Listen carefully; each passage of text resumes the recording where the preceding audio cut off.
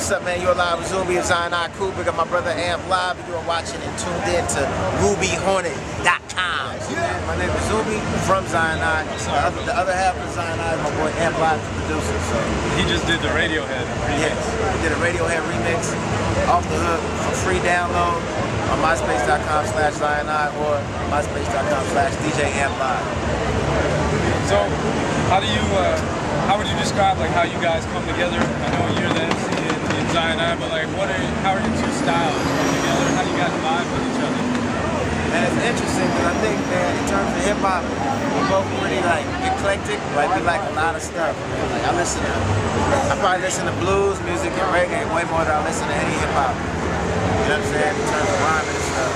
And Amp, he listens to like punk, electro, house, R&B. Like this dude can produce any kind of music. So when we get together, man, we've been working together for like 15 plus years or something like that.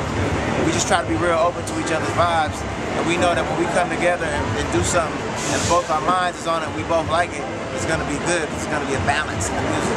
So we just really try to stay open to each other's ideas. Yeah, speaking of that, like you just said, you've been around for a very long time and you are known, like you got a really solid fan base. How do you balance like keeping those fans happy but then continuing to change? Because like music industry as a whole just continues and continues to change. You got to always stay up on it. Yeah, you're right.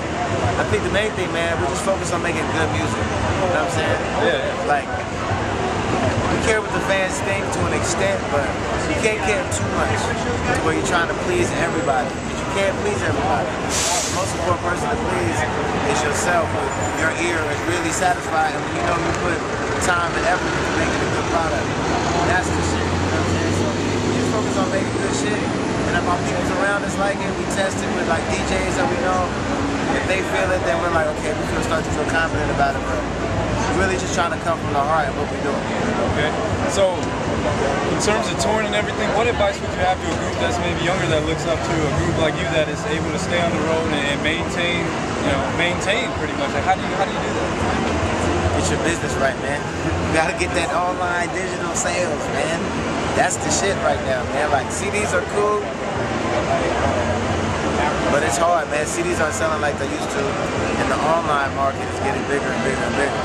So I would suggest to youngsters who's trying to get on, get your business right. Understand what publishing is, you know what I'm saying? Understand how much it is to make a CD compared to how much percentage you're going to get if you just put it out online, and why marketing is important. You have to really, right now I feel like you have to really understand the game. Because music is on its way to being free. So the only thing people are going to be paying for is you to come to a live show and your merchandise.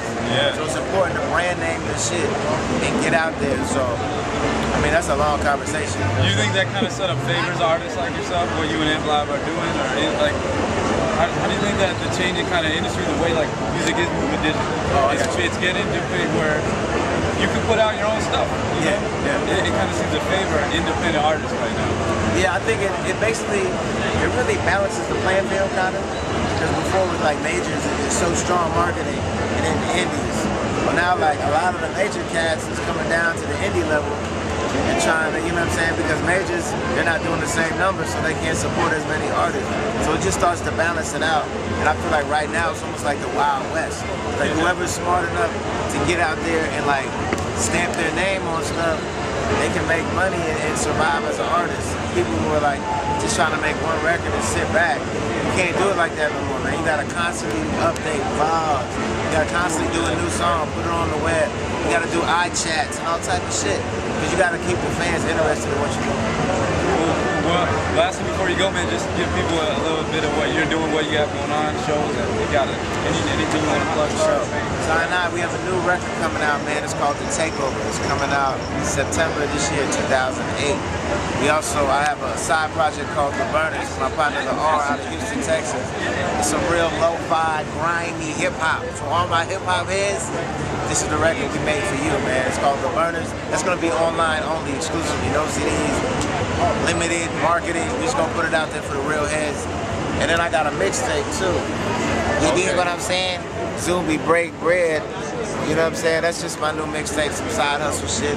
But really, the main shit is Zion I's new record, The Takeover 2008.